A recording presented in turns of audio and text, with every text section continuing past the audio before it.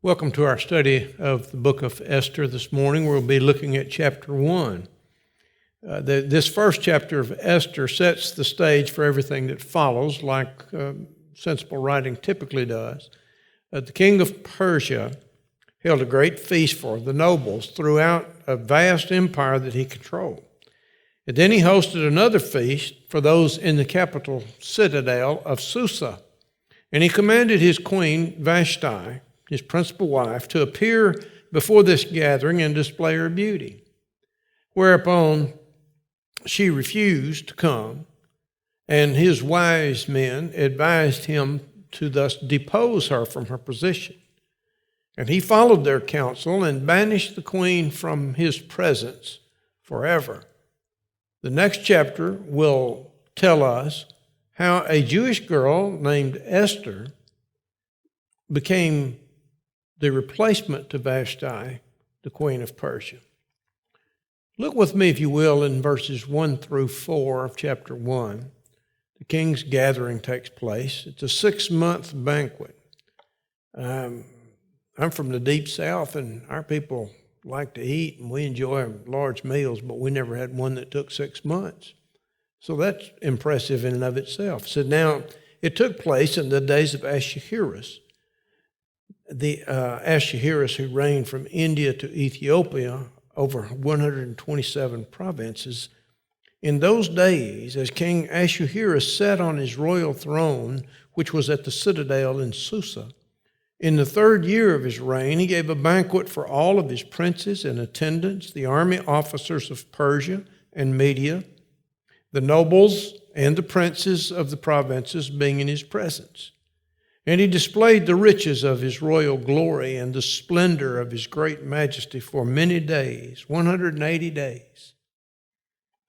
Powerful men making a display of themselves. Nothing's changed much. The story begins with a paragraph that identifies the king around whom the plot of the story is going to be built. Verses 1 and 2, we'll look at specifically, begins, now it took place. That translates the first word of the Hebrew text, which means literally, as it was. The Hebrew word is also translated sometimes, this is what happened, as in the New International Version. Or now it came to pass, the King James Version. The word frequently is used to begin a book in the Old Testament. A scholar by the name of Carrie A. Moore noted the word is best understood as a conventional opening formula which sets the stage for the reader in much the same way Once Upon a Time sets the stage in our children's stories. This king of the Persian Empire was Ahasuerus, who is better known to history by his Greek name, Xerxes. He is the same one spoken of in Ezra chapter 4 and verse 6. Since the writer of the book of Esther specified which Ahasuerus he meant, it seems obvious that he knew other kings that bore that same name. Based on historical and linguistic evidence, this king is identified as Xerxes I, the 4th emperor of the the Persian Empire. His years go from 486 to 465 BC. Ahasuerus is the Hebrew translation of the Persian title that means mighty man. Now, he liked that title because he had that inscribed on his monuments. That was the inscription that would be used. Xerxes' dominion stretched from India to the borders of Egypt, and from the Ionian coast to the Arabian desert. And this agrees with Ahasuerus' reign from India to Ethiopia, or to Cush, as the New International Version has it. All of those saying the same thing. One of Ahasuerus' capitals was the citadel of Susa, and according to verse 1, Ahasuerus' throne was at that citadel. It's also known as Shushan in the King James Bible. The other three capitals, there were four altogether. In addition to Susa, there is Persepolis, Ecbatana, and Babylon. Vast empire. You had a government seat in four different places across that empire. The Persian Empire had been divided into 20 to 30 satrapies. The 127 provinces spoken of here and later in the book were smaller geographical and ethnic enclaves. For example, Judah was a province within the larger satrapy known as beyond the river.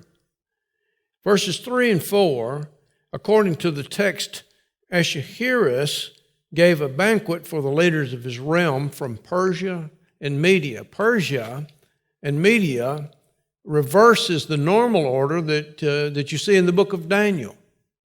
It did have Media and Persia. Why that is, I don't know. It is thought that the two nations were racially related to one another. The Medes were dominant up to 550 BC, and when Cyrus came on the scene, Cyrus and the Persians assumed the dominant position. The banquets dated to the third year of his reign. And since Xerxes ruled from 486 to 465, that would mean the events in this chapter occurred about 483 BC.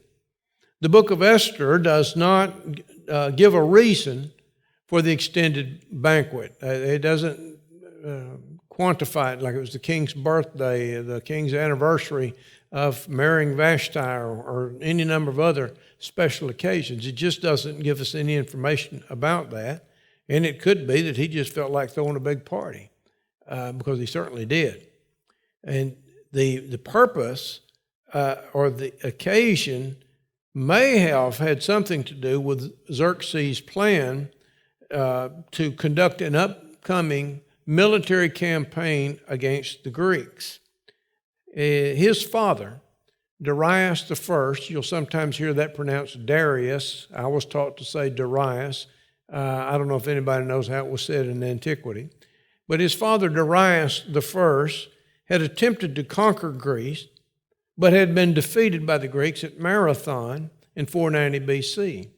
Ahasuerus, or Xerxes, intended to be successful where his father had not been. That had stuck, obviously, in his craw, and he intended to reverse that failure. And he spent half a year hosting leaders throughout his empire.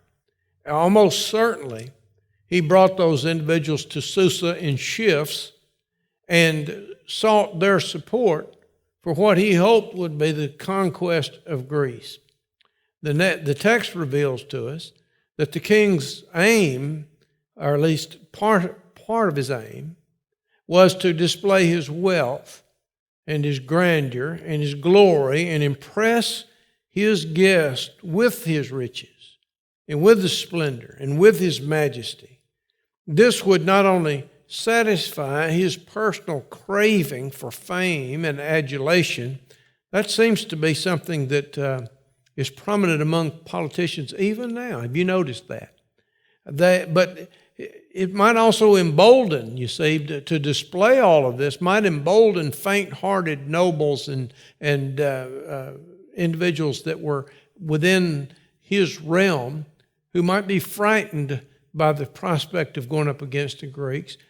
But when you see a man that has that much power, that much opulence, it is designed to say that I'm invincible and that you should join in with the Persians in this invasion.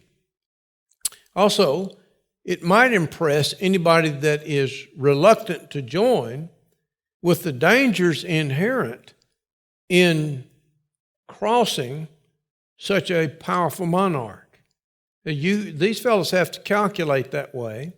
It'd be somewhat like being called before the boss of bosses in the mafia up in New York, and you see what all that individual controls, if you have any grasp of that at all, then to tell him no is the thing you have to calculate. How's that going to work out for me and mine? And so we have that kind of power politics taking place at this series of banquets.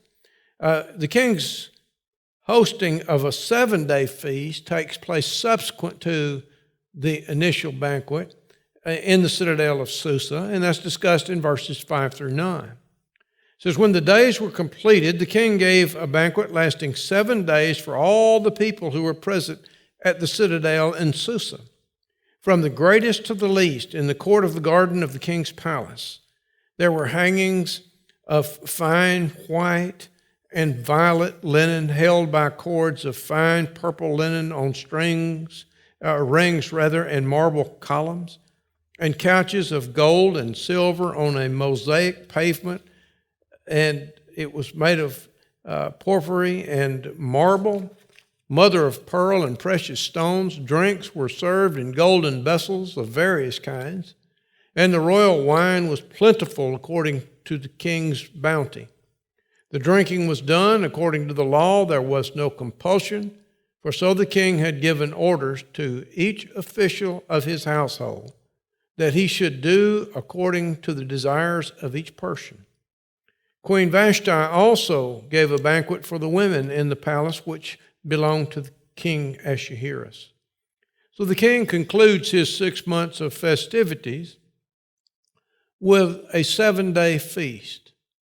You notice back in verse 5, evidently everybody in the citadel of Susa, from the greatest to the least, was an attendant at that banquet which was held in the court of the garden of the king's palace.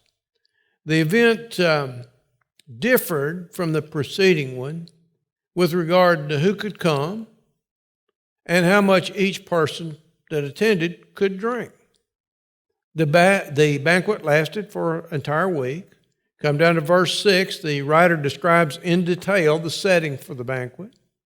He pictures the decorations on the walls and on the marble columns of the garden, the hangings, the fancy furniture on which the people reclined as they dined with the king, the beautiful mosaic floor of the court of the king's garden, and the expensive golden vessels from which the king's guests drank their wine. And the purpose of these details must have been to illustrate the magnificence and the opulence of the Persian Empire, and to impress the reader with the fact that as great as that empire was, the God of heaven was in control, as he's ever been, as he is now, and as he will be. These details, along with others, such as the names found in the rest of the chapter, certainly support the authenticity of the story. I mean, who could or who would bother to make up these details? The details that we find in the book suggest that the story is not invented to explain the Feast of Purim. Those who see the book as fiction perceive all of these names and all these other details as simply having been invented by the writer to make the story seem plausible, but there's no valid evidence for such a view. That's a prejudicial view that is built on air. It's vacuous, and there's no support for it. Coming down to the latter part of verse 7, by special order of the king, every person could drink as much or as little as he wanted. It's kind of like some of the civic clubs nowadays. In former days, a lot of those civic clubs, I won't name them and cause a riot, but they didn't have any drinking. Well, now a lot of them, they've got a wet bar. And so you can be a member and not access the wet bar, or you can be a member and go to the wet bar and drink all you want. And so we have a situation developed like this in Persia, of all places.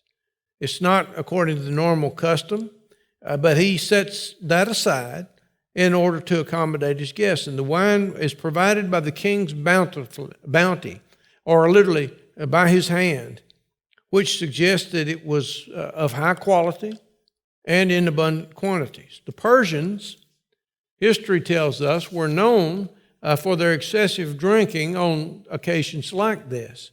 Josephus said it was customary for guests to be brought wine continually. They just didn't let the cup be anything but full. Thus, they were normally compelled to drink. And it may be that guests were required to drink every time the king drank. Monkey see, monkey do. It could have been a situation like that, but that's suspended on this occasion. And he instructs that those who were serving the drinks they are to let everyone drink as much or as little as he likes. The word law is not used here for the unchangeable law of the Medes and Persians. Rather, what is being referred to is the king's decree regarding his banquet. Since the king was the supreme leader, the suspension of the custom still had the effect of law.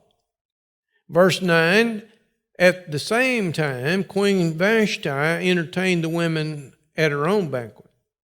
The men and the women were not always segregated at Persian feast, but on this occasion, the queen hosted her own celebration.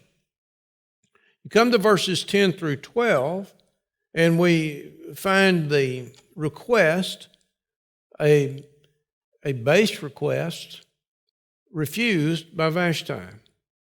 Begin at verse 10, on the seventh day, when the heart of the king was merry with wine, he commanded Meuman, Biztha, Harbona, Bigtha, Abgatha, Zethar, and Carcas, the 7 eunuchs who served in the presence of King Ahasuerus, to bring Queen Vashti before the king with her royal crown, in order to display her beauty to the people and the princes, for she was beautiful. But Queen Vashti refused to come at the king's command, delivered by the eunuchs. Then the king became very angry, and his wrath burned within him. King Ahasuerus, sends these orders to his queen to come and display herself. She declines that request. Verses 10 through 12, the king wants his guests to understand just how rich, just how powerful he really is. To impress those at his banquet with his greatness, he decides that he's going to show off his beautiful queen. So he commands 7 eunuchs to bring Vashti before him in order that she might display her beauty before the men attending this banquet. However, she sent back a message to him that she's not going to do it. She's not going to come. And the king is very angry at his wife's refusal, and his wrath is said to burn within him in verse 12. And his reaction, though the request was certainly not proper by any Christian standard, but his reaction to that, once she's refused him in front of all of these powerful men, his reaction is somewhat understandable. Here he is trying to convince powerful men that he is the most powerful and that what he says goes, and that when he calls upon them to support a campaign he's going to do in an upcoming war, that's what they need to do. And then he tells his wife to come and put on a display, and she tells him no. Now you think of the reaction before this crowd of men who he's trying to impress with his majesty and trying to reinforce the idea that he is the ruler, the controller of the world, but he can't control his wife. This is not a liberated generation. So the story is clear, but there's much, of course, left unsaid, and at least 2 questions are unanswered that just hang out. The first question is, should the king have sent for Vashti or ask her to display herself to a bunch of drunks? I don't care if they were royalty. They've been drinking copious quantities of wine. And you know about what condition they were in. Now, it's not the writer's purpose to pass moral judgments on the people in the narrative. He's just telling the story as it happened. Nevertheless, his statement that the king sent for Vashti when his heart was merry with wine is just a euphemistic way of saying he was drunk. The writer may have been implying that people who drink too much are likely to do things they'll later regret. The second question that arises is, should the queen be praised or condemned for refusing to come and put herself on display at the king's request? No one knows why Vashti did not obey. Nobody knows why she rejected her husband's command. Just as Ahasuerus has been condemned for his domineering attitude, among many Vashti has been praised for refusing his unreasonable request. Often her refusal has been attributed to her modesty. Some Jewish rabbis looked at this situation, at this text, and they concluded that the king commanded her to appear wearing her crown and nothing else. Now, I think that's a bit of a leap, but it is certainly not impossible. Some have suggested that even appearing before the crowd without a veil would have offended the queen's sense of propriety. Another view is that she was expecting a child and chose not to be in public while pregnant. And a final idea is that such appearances were typically made by concubines, and that she may have felt like this was beneath her dignity and beneath her office. Regardless of what her reasoning was, because we don't know what it was, as far as the king and his advisors were concerned, her refusal involved gross disobedience to her husband, the ruler of a vast empire. Or perhaps it would help today's audiences to put what happened into perspective if we remember that Queen Vashti is also playing hostess to her own banquet when all this takes place. And you can imagine her serving as mistress of ceremonies at a formal banquet when these 7 messengers show up, burst in, and command her to follow them back to the king's banquet. She might very well have refused because she found the king's order to be ill-timed and presumptuous. There's no real indication in the text one way or another that she had any scruples about her modesty. But it could be that she just considered him to be inconsiderate and asking her to come when he did. We don't know the whys and the wherefores. We just know what the text reports to us about the events as they took place. The king ends up deposing his queen. Verses 13 through 22. First, we'll look at 13 through 15.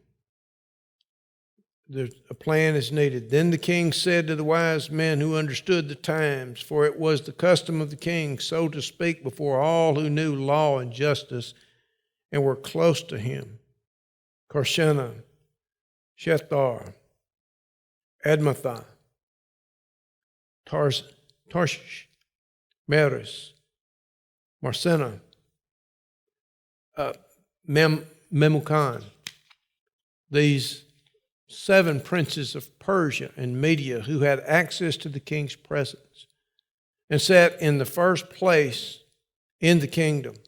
According to the law, what is to be done with Queen Vashti because she did not obey the command of King Ahasuerus delivered by the eunuchs. So the furious king, and I mean he is furious, consults with the wise men, the big brains, to decide what to do about Vashti's disobedience. Verses 13 and 14, he's got 7 princes who make up his closest advisors. And they are characterized here as wise men who understood the times and understood law and justice. These men have access to the king's very presence. Literally, they saw the king's face. They're close to him physically and in terms of trust between them. Verse 15, as is evident throughout the book, this king often felt compelled to seek the advice of others and then followed that advice. He asked these 7 what should be done with Queen Vashti for her brazen disobedience. A plan is proposed, beginning at verse 16. In the presence of the king and the princes, Memucan said, Queen Vashti has wronged not only the king, but also all the princes and all the peoples who are in all the provinces of King Ahasuerus. For the queen's conduct will become known to all the women, causing them to look with contempt on their husbands by saying, King Ahasuerus commanded Queen Vashti to be brought into his presence, but she did not come. Thus, the day the ladies of Persia and Media who have heard of the queen's conduct will speak in the same way to all the king's princes, and there will be plenty of contempt and anger. If it pleases the king, let a royal edict be issued by him, and let it be written in the laws of Persia and Media so that it cannot be repealed, that Vashti may no longer come into the presence of King Ahasuerus. And let the king give her royal position to another who is more worthy than she. When the king's edict, which he will make, is heard throughout all his kingdom, great as it is, then all women will give honor to their husbands, great and small. Now it's getting close to where these guys live. They're afraid the women are going to revolt. They might have a march on the capital city, might cease to do what they're told to do, might actually exercise some independent thought. Verse 16, Memucan, one of the 7 princes named in chapter 1, verse 14, responds by recommending that the king depose Vashti. He said her behavior had wronged not only the king, but also the princes and all the people of the provinces. To be more precise, he should have said all the men of the provinces. Verse 17 and 18, the concern that he expresses is that the queen's conduct before the king is going to become known throughout the empire. All the wives are going to follow the lead of Vashti. They're all going to become disobedient. So he envisioned that they would look with contempt on or despise their husbands and would use Vashti's behavior as a rationale for or a precedent for their impertinence. And such disrespect is going to cause the husband to react in anger. So he just sees a great social upheaval potentially taking place. Verse 19, therefore, Memucan said the king should issue a verdict stating that Vashti would never again be allowed to come into the presence of the king, that her position would be given to another who's more worthy than she. The word rendered another literally means her companion or neighbor. It refers to another woman from the royal harem. That's what he suggests. The terms of Vashti's expulsion need to be understood. She is not to come into the king's presence, not ever. And her position as principal wife is to be given to another. Neither of these pronouncements indicates that she was to be removed from the king's harem. More likely, she is just not going to enjoy her former position of the king's primary queen, his number one wife, but she's going to continue to reside in the house with the other wives. The edict, like the other laws of the Medes and Persians, would never be altered and never revoked. The statement about the immutability of the law of the Medes and Persians is is consistent with Daniel chapter 6 and verse 8, for example, verse 12, verse 15. And it prepares one for the events that are going to be found at the end of the story in chapter 8 and verse 8. Come to verse 20, and the result of the king's edict, Memucan said, would be that all the wives would give honor to their husbands. If he cracks down on Vashti and he makes an example out of her, that's going to get these women in line. Isn't he a jewel? This is going to be true regardless of the man's station in life, he says, whether they're great or small. Were Memucan's fears justified? Certainly, Vashti's refusal to obey the king would have become known, and since it occurred at a public feast, there's no way you're going to contain that. The nobles of Persia clearly fear that their wives are likewise going to rebel against the tight-fisted control that they maintain. Whether or not Memucan's reasoning sounds realistic to someone living in the 21st century, it is understandable that his hearers would have taken this threat to their manhood seriously. The view of male dominance expressed by Memucan's proposal certainly goes contrary to modern ideals as well as biblical standards, especially when you compare it to the New Testament teaching concerning husbands and wives. However, the first requirement for one who is seeking to exegete a passage is to understand the story in its own context. Judged by the standards of the Persian Empire in the 5th century BC, Memucan's advice was reasonable. Others view his advice and the king's acceptance quite differently. Ancient rabbis said that Xerxes' actions were utterly devoid of sense, and then he made himself a laughingstock by issuing such a decree. And those kinds of assessments, even in antiquity, seem to be based on two suppositions. Number one, the king overreacted to an imagined slight. It seems ridiculous to interpreters that Vashti's behavior should prompt a proclamation of an unalterable law applicable to every family in the realm.